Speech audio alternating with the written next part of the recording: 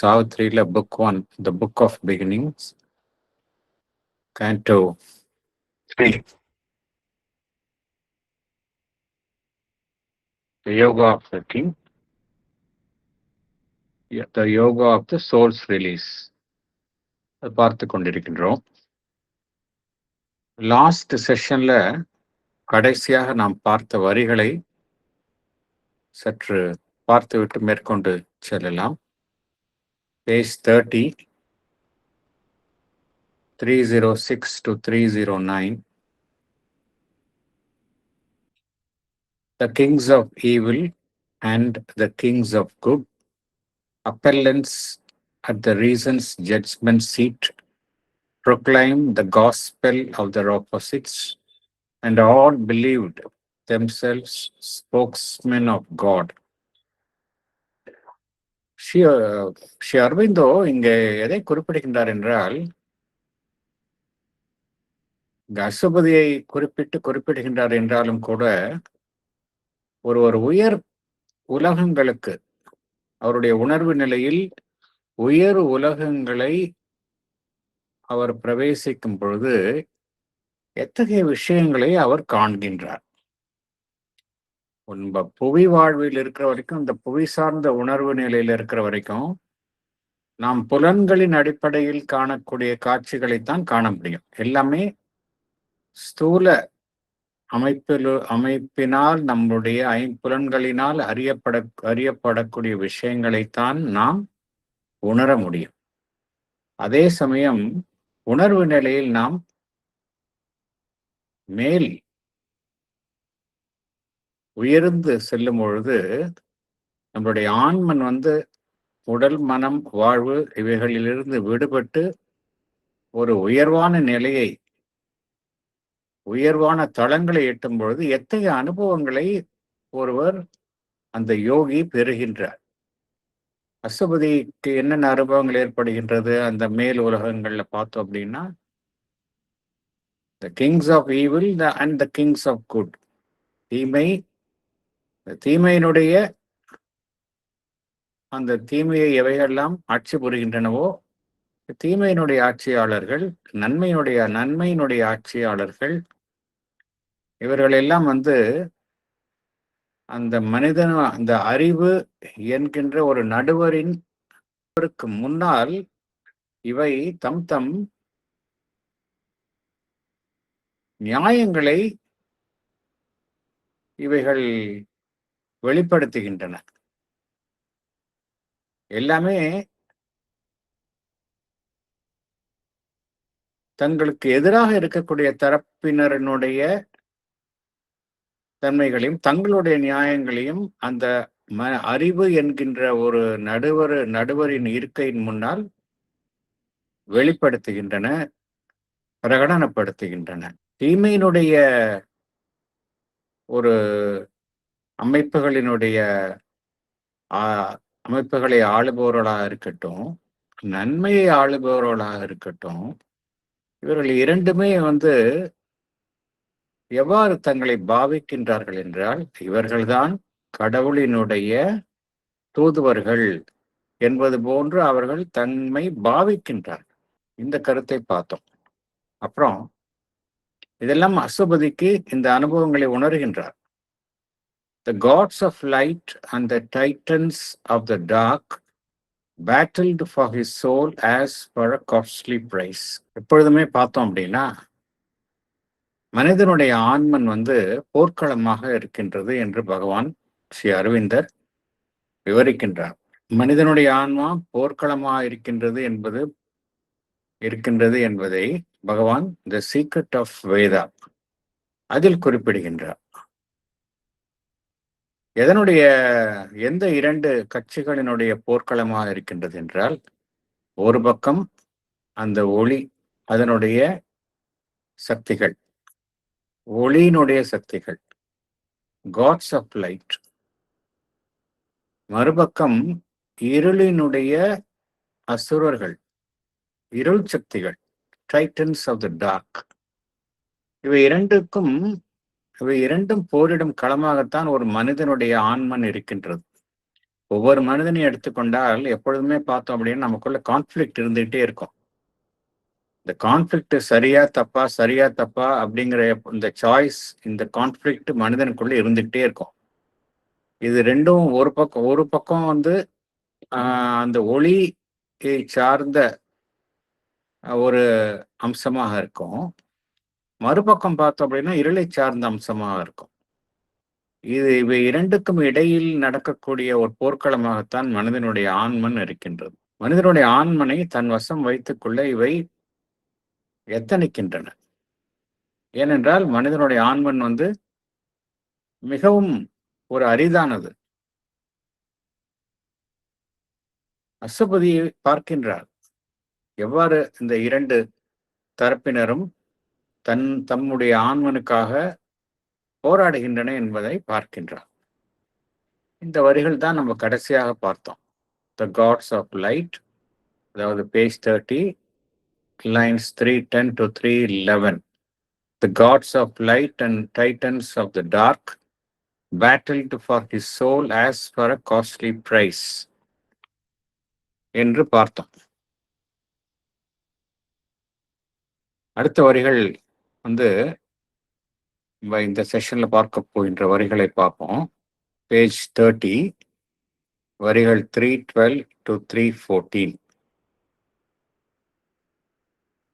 In every hour loosed from the quiver of time, there rose a song of new discovery, a bow-twang's hum of young experiment. இது அசுபதிக்கு ஏற்படுகின்ற அனுபவம். அசுபதிக்கு வந்து பகவான் இங்க வந்து ஒரு மெட்டஃபர், ஒரு அனாலஜி, ஒரு ஒப்பு உமையை கையாளுகின்றார். அசுபதி கழிக்கக்கூடிய அந்த நேரங்கள், மணித்துளிகள், மணி நேரங்கள்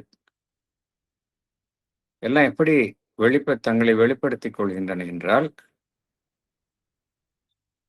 இந்த காலம் என்பது ஒரு மிகப்பெரிய அமைப்பு.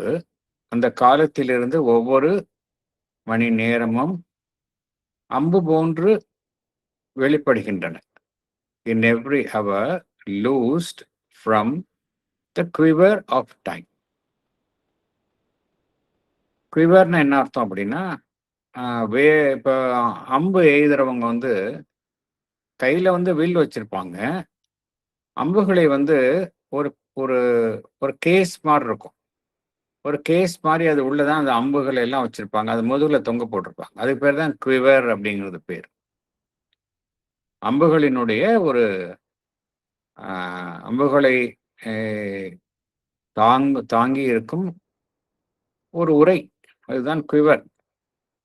இந்த காலம் என்பது அத்தகைய அமைப்பாக இருந்தாலும் அதிலிருந்து ஒவ்வொரு அம்பு போன்று ஒவ்வொரு மணி நேரமும் வெளிப்படுகின்றது. ஒவ்வொரு மணி நேரமும் வெளிப்படுகின்றது. இன் எவ்ரி அவர் லூஸ்ட்னா வெளிப்படுகின்றது. From the quiver of time. எது வெளிப்படுகின்றது அப்படின்னா, there rose a song of new discovery. ரோஸ்னா என்ன அர்த்தம்? அங்கிருந்து எழுகின்றது ஒரு புதிய கண்டுபிடிப்பினுடைய இசை, ஒரு பாட்டு வெளிப்படுகின்றது. ஒவ்வொரு மணி நேரமும் ஒரு அம்பு போன்று அது வெளிப்படும் பொழுது புதிய கண்டுபிடிப்பினுடைய ஒரு பாடல் வெளிப்படுகின்றது. அதாவது என்ன பகவான் வந்து இங்க என்ன குறிப்பிடுகின்றார்? அசுபதி இந்த நிலையில் புதிய புதிய கண்டுபிடிப்புகளை அவர் மூலமாக அறியப்படுகின்றது. ஒவ்வொரு மணி நேரமும் புதிய புதிய கண்டுபிடிப்புகளை அசுபதி எதிர்கொள்கின்றார். அது எப்படி பகவான் ஒப்பிடுகின்றார் என்றால், a bow-twang's hum of young experiment. Again, இங்கேயும் இந்த வில்ல வந்து நம்ம வந்து இந்த நாண் இருக்கு, நாண்ல தான் அம்பை பூட்டி எய்துவாங்க.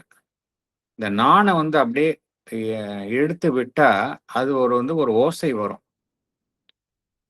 இந்த நாணை வந்து இழுத்து விடும் பொழுது, ஒரு சுண்டி விழும் பொழுது ஒரு ஓசை வரும். அந்த ஓசை வந்து ஒரு ஹம்மிங், அது வந்து ஒரு இசையாக இருக்கும். அதைத்தான் பகவான் பௌட்வாங். பௌட்வாங்னா அதான் அந்த பௌவை வந்து இழுத்து விட்டா அந்த சவுண்ட் வரும். பௌட்வாங்ஸ் ஹம் ஆஃப் யங் எக்ஸ்பெரிமெண்ட். இதை பகவான் எவ்வாறு குறிப்பிடுகின்றார்? ஒவ்வொரு புதிய கண்டுபிடிப்பும் ஒரு புதிய பரிசோதனையின் எவ்வாறாக தன்னை வெளிப்படுத்துகின்றன என்றால், ஒரு குதூகலமான ஒரு அனுபவம் ஏற்படுகின்றது. எவ்வாறு ஒரு வில்லினுடைய அந்த நாணை இழுத்து விடும் பொழுது ஒரு இசை ஒரு ஒரு ஒரு ஒரு குதூகலம் ஏற்படுமோ, அதே போன்று ஒவ்வொரு புதிய கண்டுபிடிப்பும் அசுபதிக்கு அத்தகைய உணர்வினை தருகின்றது. About wings hum of young experiment. அதாவது ஒவ்வொரு புதிய கண்டுபிடிப்பும் ஒரு புதிய பாடல் போன்று ஒரு அனுபவத்தை அவருக்கு தருகின்றது. எப்படி வந்து அந்த வில்லை வந்து நாணை வந்து இழுத்து விடும் பொழுது ஒரு வைப்ரேட்டிங் சவுண்ட் வருமோ, அதே போல அதுல கிடைக்கக்கூடிய ஒரு த்ரில் வந்து ஒவ்வொரு புதிய கண்டுபிடிப்பிலும் அவருக்கு ஏற்படுகின்றது. ஒவ்வொரு தருணமும் வந்து அவர் ஏதோ ஒன்றை புதிய இதாகவும் ஒரு சம்திங் வெரி எக்ஸைட்டிங் அத்தகைய அனுபவத்தை அஸ்வபதி எதிர்கொள்கின்றார். அடுத்து பேஜ் 30-31 இரண்டு பக்கமும் வருது. Lines 315 to 319. Each day was a spiritual romance, as if he was born into a bright new world. Adventure leaped an unexpected friend, and danger brought a keen, sweet tang of joy. Each happening was a deep experience.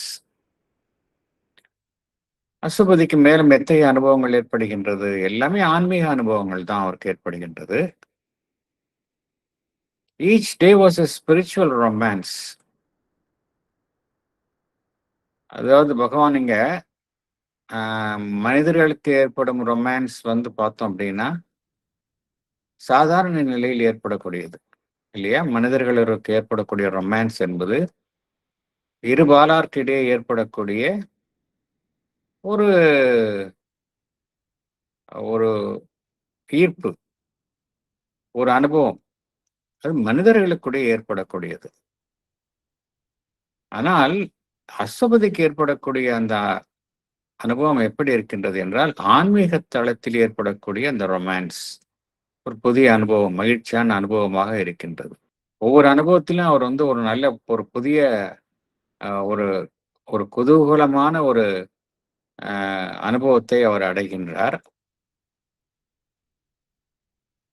As if he was born into a bright new world. ஏதோ ஒரு புதிய உலகத்தில் அவர் புதியதாக பிறந்தார் போர் ஒரு அனுபவத்தை அவர் அடைகின்றார். Adventure lead and unexpected friend. நம்ம பார்த்தோம் ஒவ்வொரு புதிய எக்ஸ்பெரிமெண்ட்டும் அவருக்கு வந்து ஒரு சாகசமாக அவர் எதிர்கொள்கின்றார் என்பதை பார்த்தோம். அட்வென்ச்சர்னா சாகசம், புதிய முயற்சி. லீப்ட் எதை தோற்றுவிக்கின்றது? அன் அன்எக்ஸ்பெக்டட் ஃப்ரெண்ட், எதிர்பாராத நண்பனை தோற்றுவிக்கின்றது. பொதுவாக அட்வென்ச்சர் என்றால் ஆபத்துக்கள் நிறைந்தது அப்படிங்கிறத பார்க்கிறோம். இங்க வந்து அப்படி கிடையாது. அவருக்கு வந்து ஒவ்வொரு அட்வென்ச்சரும் ஒவ்வொரு சாகசமும் அவருக்கு வந்து ஒரு புதிய எதிர்பாராத நண்பனை தோற்றுவிக்கின்றது. And danger brought a keen sweet tang of joy. நம்மளுக்கெல்லாம் வந்து ஆபத்து, டேஞ்சர்னா ஆபத்து.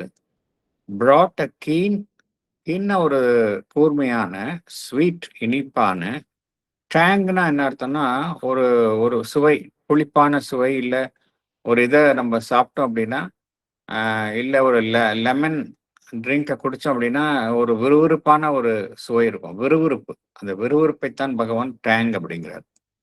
And danger brought a keen sweet tang of joy. ஆபத்துக்களை நாம் எதிர்கொள்ளும் பொழுது நமக்கு பயம்தான் வரும். ஆனா அவருக்கு எப்படி வருது அப்படின்னா ஒவ்வொரு ஆபத்தையும் அவர் எதிர்கொள்ளும் பொழுது ஒரு மகிழ்ச்சியான விறுவிறுப்பான ஒரு அனுபவம் தான் அவருக்கு ஏற்படுகின்றது. ஒரு இன்டென்ஸ் ஜாய் அவருக்கு ஏற்படுகின்றது. ஒரு பிளசன்ட் த்ரில் ஏற்படுகின்றது. Each happening was a deep experience அப்படிங்கிறார். ஒவ்வொரு நிகழ்ச்சியும் அவருக்கு வந்து நமக்கு ஏற்படுவது போல ஒரு கேஷுவல் எக்ஸ்பீரியன்ஸா இல்லை, ஆர்டினரி எக்ஸ்பீரியன்ஸாவே கிடையாது. எல்லாமே வந்து ஒரு ஆழமான பொருளை தன்னுள் கொண்டதாக இருக்கின்றது, ஆழமான பாதிப்பை அவருள் ஏற்படுத்துகின்றது அப்படிங்கிறது அப்படி என்பதைத்தான் பகவான் இங்க குறிப்பிடுகின்றார். பேஜ் 31, வரிகள் 320 to 325, 6 வரிகளை பார்ப்போம். There were high encounters, epic colloquies, and counsels came couched in celestial speech, and honeyed pleadings breathed from occult lips to help the heart to yield to rapture's call, and sweet temptations stole from beauty's realms, and sudden ecstasies from a world of bliss. அசுபதிக்கு எத்தகைய அனுபவங்கள் ஏற்படுகின்றது? There were high encounters. Encountersனா எதிர்கொள்ளுதல். High encounters, high encounters அப்படின்னா என்ன அர்த்தம் அப்படின்னா, நமக்கு ஏற்படக்கூடிய வாழ்வில் ஏற்படக்கூடிய அந்த சந்திப்புகள்லாம் எப்படி இருக்கு? நமக்கு மனிதர்களை சந்திக்கின்றோம், சாதாரண அனுபவங்களைத்தான் நம்ம எல்லாம் சந்திக்கிறோம். நம்ம வாழ்வில் சந்திப்பது எல்லாமே நம்மளுடைய என்கவுண்டர்ஸ்லாம் எப்படி இருக்கு? Very ordinary encounters. அசபதிக்கு எப்படி இருக்கு? High encounters. உயர் ஜீவன், அந்த உயர் உலகங்களில் இருக்கக்கூடிய அந்த உயர் ஜீவன்களுடனான ஒரு தொடர்பு அவருக்கு ஏற்படுகின்றது. There were high encounters. Epic colloquies அப்படிங்கிறார். எபிக் கலோக்விஸ்னா என்ன அர்த்தம் அப்படின்னா, கலோக்வி அப்படின்னா என்ன அர்த்தம்? கான்வர்சேஷன். இப்போது ஞாபகம் வச்சுங்க, கலோக்வி அப்படின்னா கான்வர்சேஷன், ஒன்றாக ஒருவருக்கொருவர் பேசிக்கொள்ளுதல் அப்படின்னு அர்த்தம். இந்த கான்வர்சேஷன்லாம் எப்படி இருக்குன்னா ஹை லெவல்ல இருக்கு. இப்ப நம்ம பேசிக்கும் போது எப்படி இருக்கு? ரொம்ப சாதாரண விஷயத்தை நம்ம பேசிக்கிறோம், மனிதர்கள் பேசிக்கிறோம். ஆனா அவர் பேசுறது எல்லாமே எபிக் கொலோக்வைஸ். எபிக்னா என்ன அர்த்தம்? Something very noble, full of significance. அத்தகைய தன்மை வாய்ந்ததாக இருக்கின்றது அவர் கலந்து கொள்ளும் உரையாடல்கள் எல்லாம். இதைத்தான் பகவான் குறிப்பிடுகின்றார். அப்புறம் and counsels came couched in celestial speech அப்படிங்கிறார். கவுன்சில்ஸ் என்ன அர்த்தம்? நமக்கு வரக்கூடிய ஆலோசனைகள், சஜஷன்ஸ். கேம் கவுச்ட். கவுச்ட் என்ன அர்த்தம் அப்படின்னா,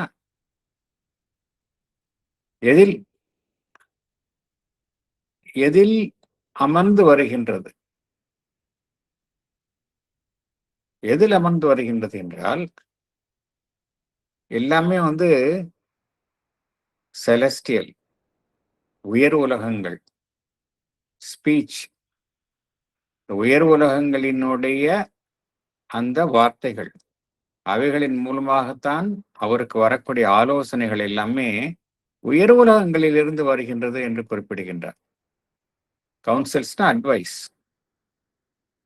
இதெல்லாம் வந்து ஒரு சாதாரண வார்த்தைகள்ல அவருக்கு கிடைக்கக்கூடிய ஆலோசனைகள்லாம் சாதாரண ஆர்டினரி வேர்ட்ஸ்ல இல்லை, எல்லாமே வந்து ஒரு ஹெவன்லி வேர்ட்ஸ்ல தான் இருக்கு. அடுத்து பார்த்தோம் அப்படின்னா, and honeyed pleadings breathed from occult lips. honeyed என்ன அர்த்தம்? ஸ்வீட்டா இருக்குன்னு அர்த்தம், அவ்வளவுதான். honeyed pleadings என்ன அர்த்தம்? அழைத்தல், வேண்டுகோள் இடுதல், அதுதான் ப்ளீடிங்ஸ்ன்னு சொல்லுவாங்க. breathed from occult lips. இதெல்லாம் எங்கேருந்து வருது அப்படின்னா, மனிதர்களுடைய இப்ப நமக்கு வரக்கூடிய சொற்கள், வேண்டுகோள்கள், வேண்டுதல்கள்லாம் எப்படி இருக்கும்? அழைப்புகள்லாம் மனிதர்களினுடைய உதடுகளில் இருந்து தான் வரும். மனித உதடுகளில் இருந்து தான் இதெல்லாம் வரும் நமக்கு. ஆனா அவருக்கு வரக்கூடிய அந்த ப்ளீடிங்ஸ் எல்லாம் எப்படி வருது அப்படின்னா, அக்கல்ட் மறைவியலான ஒரு உயர் உலகங்களை சார்ந்த அந்த ஜீவன்களுடைய உதடுகளிலிருந்து வருகின்றது என்று குறிப்பிடுகின்றார் இங்க. ஏன்னா எல்லாமே இனிமையான விஷயங்கள் தான். இனிமையான விஷயங்கள் தான் அத்தகைய ஒரு மரபியல் ரீதியான ஒரு முறையில் அவரை சேருகின்றன.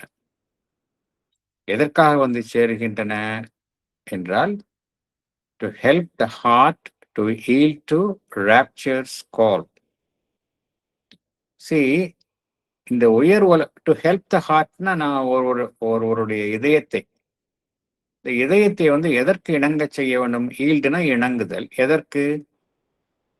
டு ரேப்சர்னா பரவசம், ஆனந்த பரவசம், பிளிஸ். அது வரக்கூடிய ஆனந்தம் தான் அந்த ரேப்சர் அப்படிங்கிறது. அதனுடைய அழைப்புக்கு to help the heart to yield to rapture's call. இங்க பகவான் என்ன குறிப்பிடுகின்றார்? இந்த ராப்சர் எக்ஸ்ட்ரீம் டிலைட் வருகின்றது. அந்த உயர் உலகங்கள் போகும்பொழுது சாதாரண நம்ம மனித உலகத்தில் சந்திக்கும் அந்த இன்பம் என்பது அதற்கு இணைக்கும் ஒப்பிடவே முடியாது.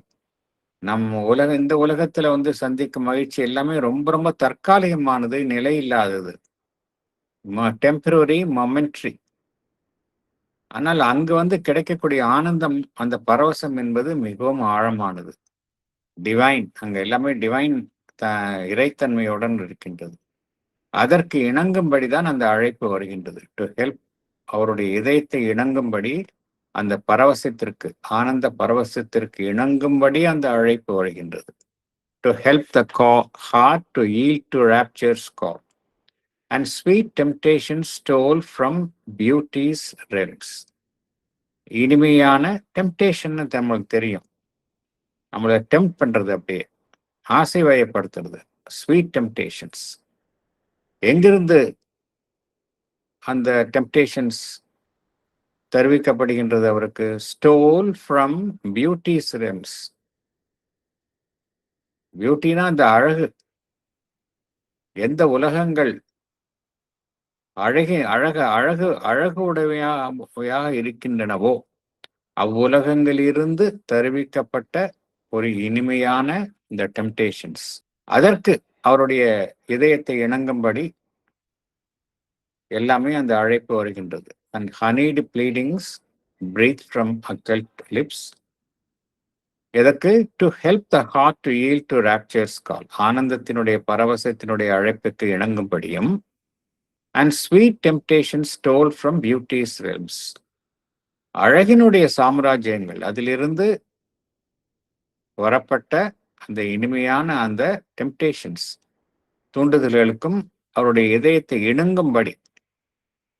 அண்ட் சடன் எக்ஸ்டசிஸ், அது மாத்திரம் இல்ல, அதன் sudden ecstasies from a world of bliss.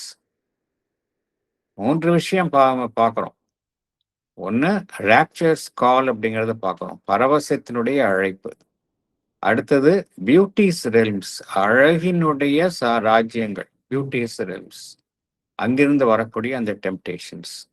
மூன்றாவது, ஆனந்த உலகம், த வேர்ல்ட் ஆஃப் பிளிஸ், அங்கிருந்து வரக்கூடிய திடீரென்று ஒருவருக்கு வரக்கூடிய அந்த ஆனந்த பரவசங்கள். இவைகளுக்கெல்லாம் அவருடைய இதயத்தை இணங்கும்படி அந்த ப்ளீடிங்ஸ் அண்ட் ஹனீடு ப்ளீடிங்ஸ், அந்த மறைவியலான உதடுகளிலிருந்து அவருக்கு அந்த ஒரு வேண்டுகோள் வந்தது. ப்ளீடிங்ஸ் அர்த்தம் முறையிடுதல்.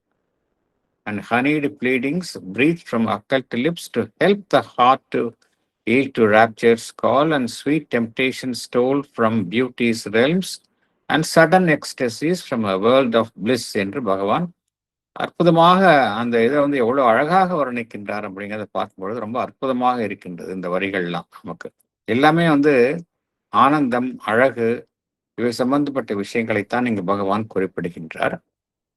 பேஜ் 31, வரிகள் 326 to 328. It was a region of wonder and delight, and now his bright clairaudience could receive a contact thrilled of mighty unknown things. It was a region of wonder and delight. அது எத்தகைய ஒரு பிரதேசமாக இருக்கின்றது? ஆச்சரியம், டிலைட்னா என்ன அர்த்தம்? குதூகலம், மகிழ்ச்சி. அசுபதிக்கு எத்தகைய உலகத்தை அவர் பார்க்கின்றார்? ஆச்சரியமும் ஆனந்தமும் கலந்த ஒரு உலகத்தை அவர் பார்க்கின்றார். It was a region of wonder and delight. All now his bright clairaudience could receive. clairaudience என்ன அர்த்தம் அப்படின்னா, கிளார்னா என்ன அர்த்தம் அப்படின்னா, எப்பொழுதுமே கிளார்வாயன்ஸ்ன்னு சொல்லுவாங்க. அதாவது நமக்கு தெரியாத ஒரு விஷயத்த புலன்களினால் புலப்படாத விஷயத்த நமக்கு சொல்றதுதான் இந்த கிளார் வாயன்ஸ், கிளார் ஆடியன்ஸ். கிளார் ஆடியன்ஸ்னா ஒலி நம்ம காதுகளால் கேட்காத சூட்சும ஒலிகளை நம்ம கேட்டோம் அப்படின்னா கேட்பதற்குத்தான் இந்த கிளார் ஆடியன்ஸ் சொல்லுவாங்க. சாதாரண ஆடியன்ஸ் என்பது நம்மளுடைய சாதாரண செவிகளால் கேட்க முடியும். இந்த கிளார் ஆடியன்ஸ் என்பது நமக்கு இருக்கக்கூடிய அந்த சட்டில் ஹியரிங், சூட்சும அந்த கேட்கும் உணர்வைத்தான் பகவான் குறிப்பிடுகின்றார். இதை பிசிக்கல் இயர்ல கேட்கறது இல்லை, சட்டில் பிசிக்கல் இயர்ல மூலமாக கேட்கக்கூடிய ஒலிகள், அதைத்தான் பகவான் கிளார் ஆடியன்ஸ் அப்படிங்கிறார். இதெல்லாம் அவர் இருக்கக்கூடிய அந்த பிரதேசத்துல என்ன, ஒண்ணு ஆச்சரியம், ஆனந்தம். அப்புறம் எவையெல்லாம் அவருடைய அந்த சூட்சும செவிகளுக்கு எட்டுமோ அவை அனைத்தும், all now his bright clairaudience could receive, உள்வாங்க முடியும், அவை அனைத்தும் அவர் கேட்கின்றார். இந்த கிளார்ஆடியன்ஸ் என்பது அந்த சூட்சும கேட்கும் திறன் என்பது அவருக்கு அசுபதிக்கு இருக்கின்றது. A contact thrilled of mighty unknown things. நமக்கு கிடைக்கக்கூடிய கான்டாக்ட்லாம் எப்படி இருக்கு? சாதாரணமா வேர்ல்டுலி விஷயம், சட உலகை சார்ந்த விஷயங்கள் தான் இருக்கின்றது. அதனுடன் தான் நமக்கு தொடர்பு ஏற்படுகின்றது இல்லையா? நமக்கு எல்லாம் தெரிஞ்ச விஷயத்த தான் நம்ம பார்க்கிறோம், சாதாரணமான தெரிஞ்ச விஷயத்த பார்க்கிறோம். அசுபதிக்கு எப்படி இருக்கு? அவருக்கும் தொடர்பு ஏற்படுகின்றது, கான்டாக்ட். இந்த கான்டாக்ட் எதனால் ஒரு ஒரு ஒரு த்ரில், ஒரு உயர்வான மகிழ்ச்சி அவருக்கு ஏற்படுகின்றது என்றால் எத்தகைய ஒரு தொடர்பினால்? மைட்டி, ஒரு மகோன்னதம், மாபெரும் தன்மையுடைய அன்னோன் திங்ஸ், அறியப்படாத விஷயங்கள். அறியப்படாத விஷயங்கள்னால்தான் அவருக்கு அந்த அதன் மூலமாக ஏற்படும் தொடர்பினால்தான் அவருக்கு அந்த ஒரு த்ரில் வருகின்றது. இதெல்லாம் அந்த அந்த சூட்சும உலகங்கள்ல அவருக்கு இத்தகைய அனுபவங்கள்லாம் ஏற்படுகின்றது. ஆச்சரியம், ஆனந்தம், அந்த கிளார் ஆடியன்ஸ், இதெல்லாம் அவருக்கு ஏற்படுகின்றது. நமக்கு வழக்கமாக நமக்கு தெரிஞ்ச விஷயங்களை அறிவதை விட தெரியாத விஷயங்களின் மூலமாக கிடைக்கக்கூடிய அந்த தொடர்பு தான் ஒருவருக்கு மகிழ்ச்சியை கிட்டும். அத்தகைய ஒரு மகிழ்ச்சி தான் அவருக்கு அசுபதிக்கு கிட்டுகின்றது. அடுத்து page 31, lines 329 to 332. Awakened to new unearthly closenesses, the touch replied to subtle infinities, and with a silver cry of opening gates, sights, lightnings leaped into the invisible. Awakened to new unearthly closenesses. இப்ப எல்லாமே பார்த்தோம் அப்படின்னா இதெல்லாம் அசுபதிக்கு சூட்சும உலகங்களில் ஏற்படக்கூடிய அனுபவங்கள் தான் பார்க்கிறோம். உலகு சார்ந்த அனுபவங்கள், புவி சார்ந்த அனுபவங்கள் கிடையாது. அவேக்கன்னா எதற்கு அவர் விழித்துக் கொள்கின்றார்? டு நியூ, புதுமையான, அன்எர்த்லி, இந்த புவிசாரா, க்ளோஸ்னஸஸ், அவருக்கு ஏற்படக்கூடிய நெருக்கங்கள், புவிசாரா உலகத்தில் இருக்கக்கூடிய விஷயங்களுடன் அவருக்கு ஏற்பட்ட நெருக்கங்கள் அதனுடைய தொடர்பு அவருக்குள் உண்டாக்கும் ஒரு விழிப்புணர்வு. அந்த விழிப்புணர்வு எப்படி இருக்குன்னா, அவருக்கு அந்த புவிசாரா விஷயங்களின் மூலமாக கிடைக்கக்கூடிய ஒரு விழிப்புணர்வாக இருக்கின்றது. awakened to new unearthly closenesses. எல்லாமே புதுமையாக இருக்கின்றது. The touch replied to subtle infinities. டச்னா தொடுகை. அந்த தொடுகை எதற்கு, எந்த தொடுகைக்கு அது ஒரு எதிர்வினையை தோற்றுவிக்கின்றது, எதற்கு பதிலளிக்கின்றது அப்படின்னா, அந்த touch replied to subtle infinities அப்படிங்கிறார். இதுல என்ன அர்த்தம் அப்படின்னா, உலகம் சாரா விஷயங்கள், இந்த உலகம் சாரா விஷயங்கள் அதில் இருக்கக்கூடிய எல்லையற்ற அம்சங்கள், உலகம் சாரா எல்லையற்ற அம்சங்கள், அதைத்தான் சட்டில் இன்ஃபினிட்டிஸ் என்று பகவான் குறிப்பிடுகின்றார். அதனுடன் ஏற்படக்கூடிய தொடர்பு, the touch replied to subtle infinities. இது புவி சார்ந்த விஷயங்களே அவர் சொல்லல. வேர்ல்ட்லி, உலகத்தில் இருக்கக்கூடிய விஷயங்கள்லாம் எப்படி இருக்கும், சிம்பிளா யோசிச்சு பார்க்கலாம். நம்ம எப்பொழுதுமே சாவித்திரி படிக்கும்போது நாம் இருக்கக்கூடிய நிலை எப்படி இருக்குங்க அதை ஒப்பிட்டு பார்த்தோம் அப்படின்னா, அது பகவான் சொல்லக்கூடிய விஷயத்த புரிஞ்சுக்கலாம். பார்க்குறோம் ஃபர்ஸ்ட் லைன்ல நம்ம இருக்கக்கூடிய விஷயம் எப்படி இருக்கும், புவி சார்ந்த விஷயங்களோட தான் நமக்கு க்ளோஸ்னஸ் இருக்கு, நெருக்கம் இருக்கு. அவருக்கு எப்படி இருக்கு, புவிசாரா விஷயங்களுடன் அவருக்கு நெருக்கம் இருக்கு, அன்எர்த்லி க்ளோஸ்னஸஸ். சரி, இங்க உலகத்துல நமக்கு இருக்கக்கூடிய, நாம் கையாளக்கூடிய, பார்க்கக்கூடிய விஷயங்கள்லாம் எப்படி இருக்கு, எதனுடனான தொடர்பு, தொடுகை இருக்கு நமக்கு, எல்லாமே ஸ்தூல வடிவில் உள்ள எல்லைக்குட்பட்ட வடிவங்களுக்குட்பட்ட அமைப்புகள். அதனுடன் தான் அதைத்தான் நம்ம தொட்டு பார்க்க முடியும். ஆனா அவருக்கு எப்படி இருக்கு, த டச் ரிப்ளைட் டு, எதனுடனான தொடுகை அவருக்கு ஏற்படுகின்றது, சட்டில், சூட்சமமான இன்ஃபினிட்டிஸ். அது எதுக்குமே ஒரு எல்லைக்குள்ள கிடையாது, எல்லாமே இன்ஃபினிட்டா இருக்கு.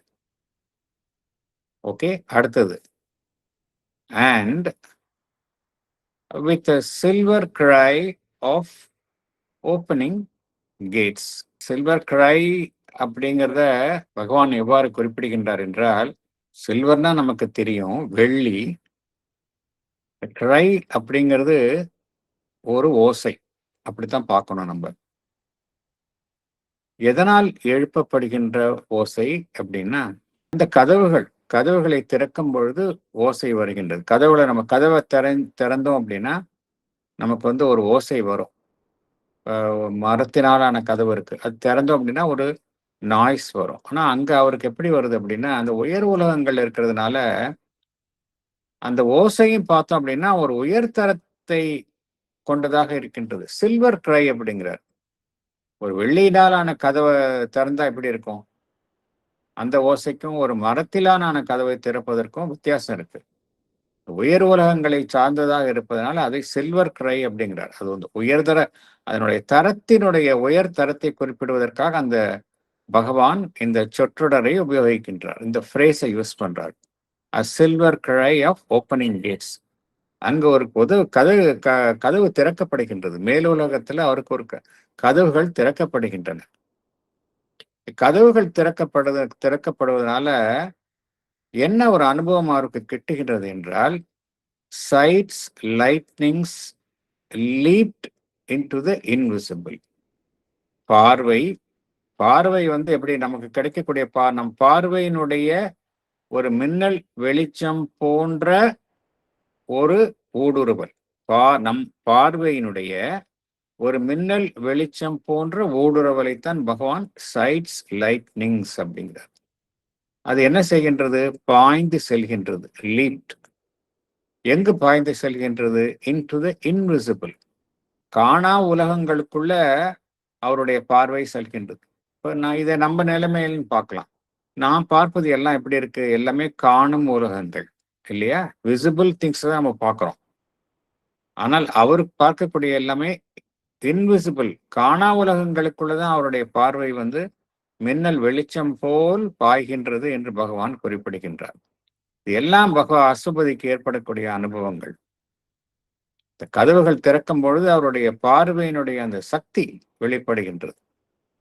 எல்லாமே மின்னல் வெளிச்சம் போல தென்படுகின்றன. எவையெல்லாம் நம்முடைய ஐம்புலன், நம்மளுடைய புறக்கண்களால் பார்க்க முடியவில்லையோ அவை அனைத்துமே அவர் பார்க்க முடிகின்றது. புதிய புதிய பிரதேசங்களை அவர் அதன் மூலம் பார்க்கின்றார். இதுவரைக்கும் அவர் காணாத விஷயங்கள் எல்லாம் அவர் கண்களுக்கு புலப்படுகின்றன. பேஜ் 31, வரிகள் 333 to 336. Ever his consciousness and vision grew, they took an ampler sweep, a loftier flight. He passed the border marked for matter's rule and passed the zone where thought replaces life. அசுபதிக்கு மேலும் எத்தகைய அனுபவங்கள் ஏற்படுகின்றன? Ever his consciousness and vision grew. அவருடைய உணர்வு நிலை எப்படி இருக்கு? வளர்ந்து கொண்டே செல்கின்றது. அவருடைய உணர்வு நிலையும் அவருடைய அந்த விஷன் அப்படின்னு என்ன அர்த்தம்? அவருடைய அந்த இன்னர் விஷன், அதைத்தான் விஷன் என்ன அர்த்தம் அப்படின்னா நம்மளுடைய புறக்கண்களிலால் காணக்கூடிய காட்சி கிடையாது. அவருடைய அகக்காட்சிகளை பகவான் குறிப்பிடுகின்றார். எவர் ஹிஸ் கான்சியஸ்னஸ், உணர்வு நிலையும் அகக்காட்சிகளும் வளர்ந்து கொண்டே செல்கின்றன. ஒரு விசாலமான அவருடைய பார்வை வந்து அகப்பார்வை விசாலமாகின்றது. அனைத்தையும் தழுவிய பார்வையாக இருக்கின்றது. எப்பொழுதுமே இது நடந்து கொண்டிருக்கின்றது. கான்ஸ்டன்டா நடந்து கொண்டிருக்கின்றது. They took an ampler sweep, a loftier flight. Ampler, they took an ampler என்ன அர்த்தம்? amplerனா ஒரு பறந்து விரிந்த அப்படின்னு அர்த்தம். பறந்து விரிந்த ஸ்வீப், அப்படியே அனைத்தையும்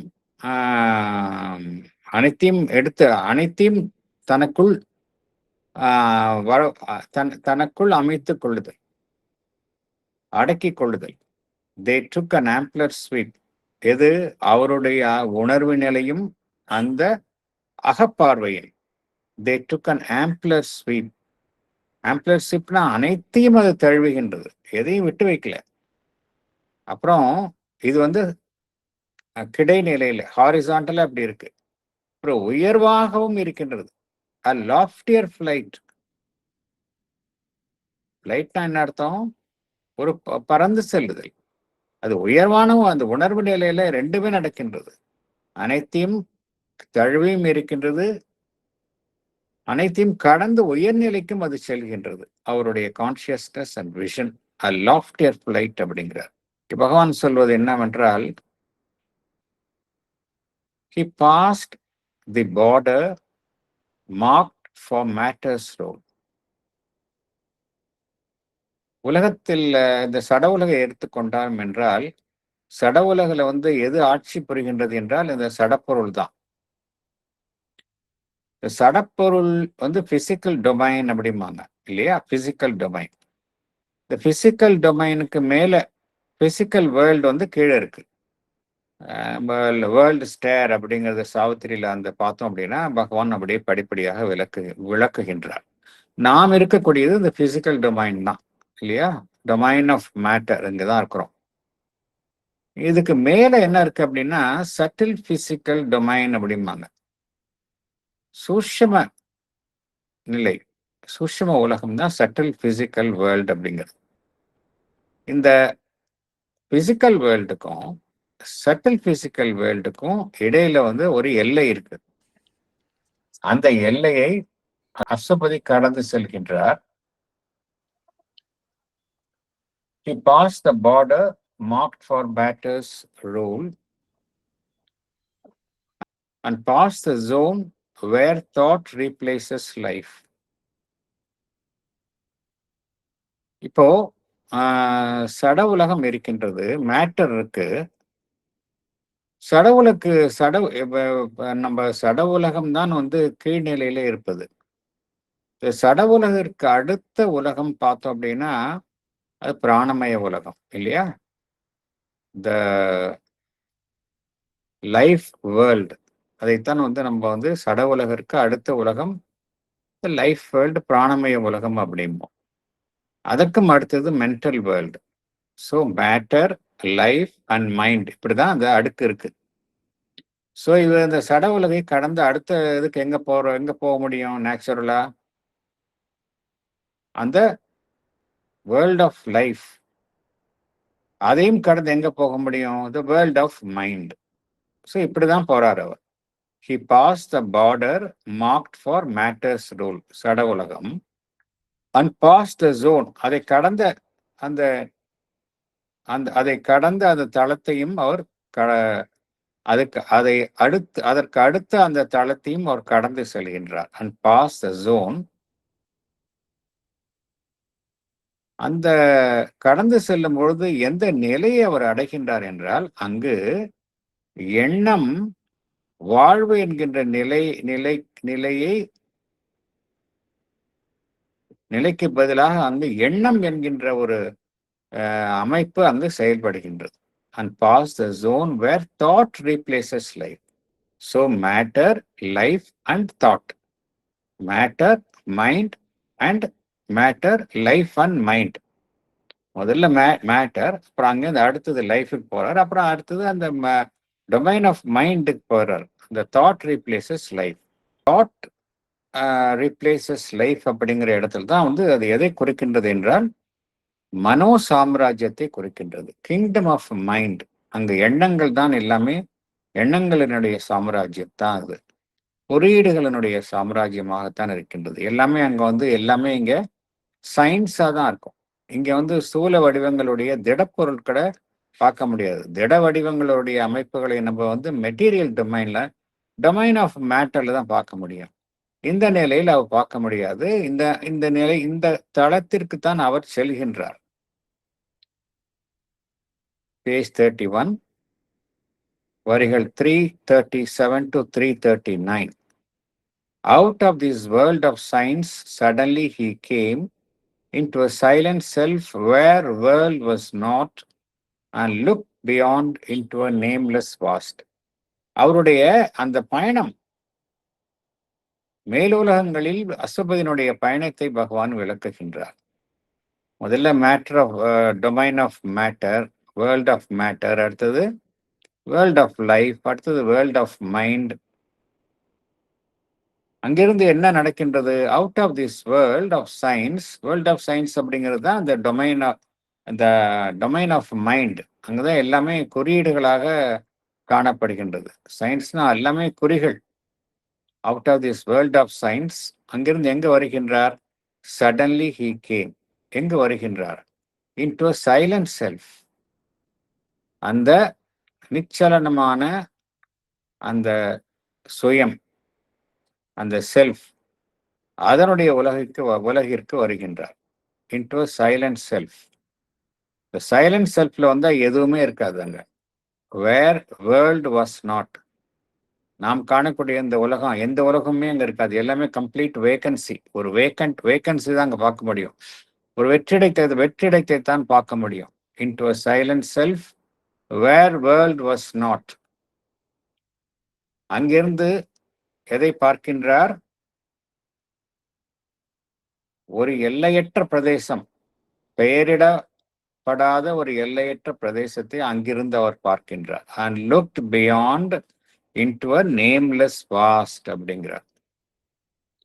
ஏன்னா இந்த சைலண்ட் செல்ஃப் அப்படிங்கிற நிலையில ஒருவர் போகும்பொழுது என்ன ஆகும் அப்படின்னா, அவருக்கு இந்த சென்ஸ் ஆஃப் வேர்ல்டு இதுவே இருக்காது. எல்லாமே ஒரு மாயமா இருக்கும் அவருக்கு. இந்த உலகம் என்பதே ஒரு மாயையாக அவருக்கு தென்படும். நாம் இங்க பார்க்கக்கூடிய நாம் எங்க இருக்கிறோம் பார்த்தோம் அப்படின்னா வேர்ல்ட் ஆஃப் சயின்ஸில் தான் இருக்கோம். நம்ம எல்லாமே வடிவங்கள், தோற்றங்கள் இங்கதான் இருக்கும். ஆனா அவர் பார்க்கக்கூடிய இடம் இதெல்லாம் காணப்படுவது இல்லை. அங்க இதை கடந்து செல்கின்றார். இந்த சைலண்ட் செல்ஃப் அப்படிங்கிறது என்ன அர்த்தம் அப்படின்னா, அங்க எதுவுமே வெளிப்படாத நிலையில் இருப்பது. அங்க எதுவுமே வெளிப்படாத நிலையில் இருப்பது. It is beyond manifestation. அந்த நிலை சிருஷ்டி அந்த இடத்துல ஏற்படாத நிலை, பியாண்ட் கிரியேஷன். இதுதான் பகவான் சைலண்ட் செல்ஃப் என்று கூறுகின்றார். அங்க உலகம் குறித்த எந்த விதமான ஒரு உணர்வு நிலையும் அங்க இருக்காது. கம்ப்ளீட்டா பிளாங்கா இருக்கும் அது. இந்த நிலையை அவர் எழுதுகின்றார். பேஜ் 31, வரிகள் 340 to 343. These symbol figures lost their right to live. All tokens dropped our sense can recognize. There the heart beat no more at body's touch. There the eyes gazed no more on beauty's shape. இப்போ இந்த தளத்துக்கு இந்த silent self reach பண்ணோன்னா எப்படி அவருக்கு எத்தகைய உணர்வு நிலையை அவர் அடைகின்றார், அதை பற்றி தான் இங்க பகவான் விளக்குகின்றார். தீஸ் சிம்பிள் ஃபிகர்ஸ், அதாவது சிம்பிள்னா குறியீடுகளை கொண்ட அந்த உருவங்கள். தீஸ் சிம்பிள் ஃபிகர்ஸ், நாம் பார்ப்பது எல்லாமே, உலகத்துல பார்க்கிறது எல்லாமே பார்த்தோம் அப்படின்னா ஃபிகர்ஸா தான் பார்க்குறோம். ஆனா அந்த ஃபிகர்ஸ் எல்லாமே சிம்பிள்ஸ் தான். அதுக்கு பின்னாடி வேற ஒரு ரியாலிட்டி இருக்கு. இத்தகைய விஷயங்கள்லாம் பார்த்தோம் அப்படின்னா அவர் இருக்கக்கூடிய அந்த மேல் உலகத்துல காணப்படுவது இல்லை. The simple figures lost their right to live. அது no longer they are there, அதைத்தான் குறிப்பிடுகின்றாங்க. அதாவது நம்ம ஸ்தூல நிலையிலும் சரி, சூட்சும நிலையிலும் சரி, நாம் பார்க்கின்ற உருவங்கள், வடிவங்கள், அறிகுறிகள் எதுவுமே அங்க காணப்படுவதில்லை. அந்த இடத்துல அவர் காணவில்லை. All tokens dropped, our sense can recognize. நம்முடைய சென்சஸ், ஐம்புலன்கள் பார்த்தோம் அப்படின்னா எதற்கு பழக்கப்பட்டுள்ளன? எல்லாமே ஒரு டோக்கன்ஸ், எதையோ ஒன்றை வெளிப்படுத்தும் ஒரு அமைப்புகள், அதற்குத்தான் பழக்கப்பட்டுள்ளன.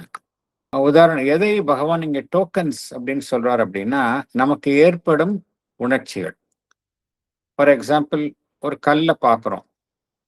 ஓ, இது கல் அப்படின்னு நமக்கு மனசுல ஒரு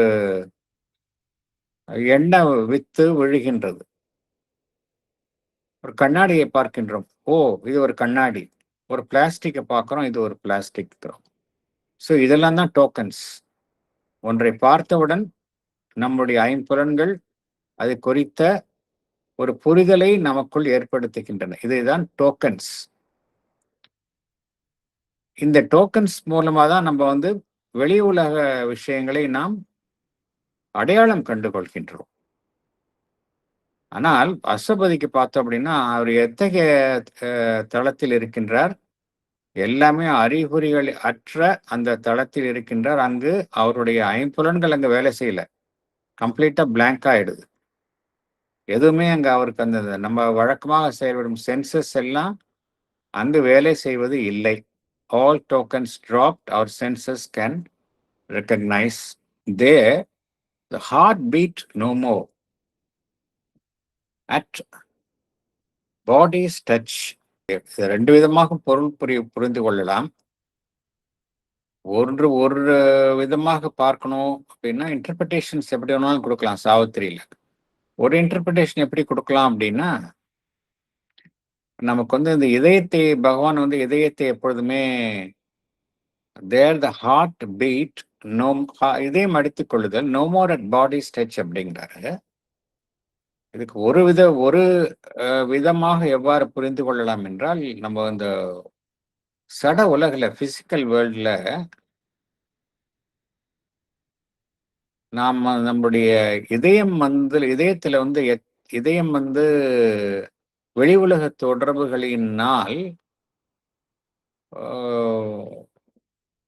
நம்ம எதை உணர்கின்றோம்? அந்த இமோஷன்ஸ், ஃபீலிங்ஸ், இதெல்லாம் நம்முடைய இதயத்திலிருந்து எழுகின்றது. இதயம் என்றாலே it is a seat of emotions சொல்றோம். அதெல்லாம் நம்முடைய உடல் சார்ந்து இருக்கக்கூடிய வாழ்வின் மூலமாக ஏற்படும் அனுபவங்களுக்கு நம்முடைய இதயத்திலிருந்து உணர்ச்சிகள், உணர்வுகள் வெளிப்படுத்தப்படுகின்றன சாதாரண மனிதனுக்கு. அங்க அவருக்கு எதுவுமே அது மாதிரி நடக்கல. வெளி உலகத்திலிருந்து வரக்கூடிய எந்த விதமான தூண்டுதல்களுக்கும் அவருடைய இதயம் பார்த்தோம் அப்படின்னா எத்தகைய உணர்ச்சிகளையும் எதையுமே வெளிப்படுத்தவில்லை. இது ஒரு விதமான ஒரு புரிந்து கொள்ளுதல், பொருள் புரிந்து கொள்ளுதல். அல்லது வேறொரு விதமாக புரிந்து கொள்ளணும் அப்படின்னா அந்த இடத்துல he lost the sense of bodily awareness. கம்ப்ளீட்டா பாடியோட அவேர்னஸே இல்லை. பாடியோட அவேர்னஸ் இல்லை அப்படின்னா நேச்சுரலி அங்க அந்த ஹார்ட் பீட் ஆகுதா, பீட் ஆகலையா அது கூட தெரியாது. இருந்தாலும் லைஃப் ப்ராசஸ் போயிட்டு இருக்கும். ஆனா ஹார்ட் பீட் ஆகுதா இல்லையா, பாடி அவேர்னஸ் இருக்காது. யோகிகளுக்கு இந்த அனுபவம் ஏற்படும். அல்டிமேட்டா இதான் அர்த்தம். ஒன்ஸ் அந்த அவேர்னஸ் ஆஃப் பாடி போயிடும், அங்க ஹார்ட் பீட் ஆகுதா இல்லையாங்கிறது அவங்களுக்கு கவலை கிடையாது. நேச்சுரலா எந்த விதமான இமோஷன்ஸும் அந்த அவர்களுடைய இதயத்தில் இருந்து வாழ்வின் மூலமாக ஏற்படும் எவ்வித தூண்டுதல்களுக்கும் அவருடைய இதயத்திலிருந்து எந்த உணர்ச்சியும் வெளிப்படாது. இந்த கருத்தை தான் பகவான் இங்கு குறிப்பிடுகின்றார். There the eyes gazed no more on beauty shape. இப்போ நம்ம பிசிக்கல் வேர்ல்டுல பார்த்தோம் அப்படின்னா வெளியில நம்ம பார்க்கக்கூடிய விஷயங்களினால் நாம் கவரப்படுகின்றோம். அந்த அழகான ஒரு மலரை பார்க்கின்றோம், அதனால் கவரப்படுகின்றோம். அழகான விஷயங்களை, அழகான தோற்றங்களை உடைய அமைப்புகளினால் நாம் கவரப்படுகின்றோம். அங்க பார்த்தோம் அப்படின்னா அந்த அவருடைய கண்கள் அத்தகைய விஷயங்களை அவர் கண்கள் பார்ப்பது இல்லை. அதாவது எந்த விதமான வடிவங்கள் இருந்தால்தான் நம்ம பார்க்க முடியும். ஏதோ ஒரு வடிவங்களை தாங்கிய உருவங்கள் அது இருந்தால்தானே கண்களின் மூலம் நம்ம பார்க்க முடியும். அங்க வடிவங்களே இல்லை. There are no forms. கண்களிலால் பார்த்து ரசிப்பதற்கு எவ்வித அழகுள்ள எவ்வித தோற்றங்களுமே அங்கு வடிவங்களுமே இல்லை. ஈவன் சூட்சும உலகங்களில் கூட இல்லை, வடிவங்களே இல்லை. ஏன் அப்படின்னா அவர் இந்த சைலண்ட் செல்ஃப்ல இருக்காரு. நம்ம புரிஞ்சுக்கணும். இதெல்லாம் அவருடைய உயர்வான படிப்படியா பார்த்தா அவர் சைலண்ட் செல்ஃப்ல இருக்கிறதுனால அங்க எதுவுமே இல்லை. அந்த இடத்துல ஒரு பிளாங்கா இருக்கு அப்படிங்கிறாரு. நீங்க பார்த்தோம் அப்படின்னா அவருக்கு எதுவுமே இங்க கிடைக்கல. சிம்பிள் ஃபிகர்ஸ் அங்க இல்ல. Lost the right to live. அப்புறம் all tokens dropped our sense can recognise. எல்லாமே அங்க போயிடுது. Heart beat no more at body stitch. அந்த சென்ஸ் ஆஃப் பாடிலி அவேர்னஸே கம்ப்ளீட்டா போயிடுது. வழக்கமாக கண்கள் பார்க்க ரசிக்கும் அந்த அமைப்புகளும் அங்கு இல்லாமல் போய்விடுகின்றன. There the eyes gaze no more on beauty shape. இதெல்லாம் எதனால ஏற்படுகின்றது என்றால் அந்த சைலண்ட் செல்ஃபுக்கு போயிடுறார் அவர். அதனால அவருக்கு இத்தகைய அனுபவங்கள் எல்லாம் ஏற்படுகின்றது. நம் இத்துடன் நம்ம இந்த செஷனை முடித்துக் கொள்ளலாம். என்ன பார்த்தோம் என்பதை சற்று மீண்டும் ஒரு முறை நம்ம வாசிக்கலாம். In every hour loosed from the quiver of time, there rose a song of new discovery, a bow twang's hum of young experiment. Each day was a spiritual romance, as if he was born into a bright new world. Adventure leaped an unexpected friend, and danger brought a keen, sweet tang of joy. Each happening was a deep experience. There were high encounters, epic colloquies, and counsels came couched in celestial speech, and honeyed pleadings breathed from occult lips to help the heart to yield to rapture's call, and sweet temptations stole from beauty's realms, and sudden ecstasies from a world of bliss. It was a region of wonder and delight, all now his bright clairaudience could receive. A contact thrilled of mighty unknown things, awakened to new unearthly closenesses, the touch replied to subtle infinities, and with a silver cry of opening gates, sight's lightnings leaped into the invisible. Ever his consciousness and vision grew, they took an ampler sweep, a loftier flight. He passed the border marked for matter's rule and passed the zone where thought replaces life. Out of this world of science, suddenly he came into a silent self where world was not, and looked beyond into a nameless past. These symbol figures lost their right to live. All tokens dropped our sense can recognize. There the heart beat no more at body's touch. There the eyes gaze no more on beauty's shape.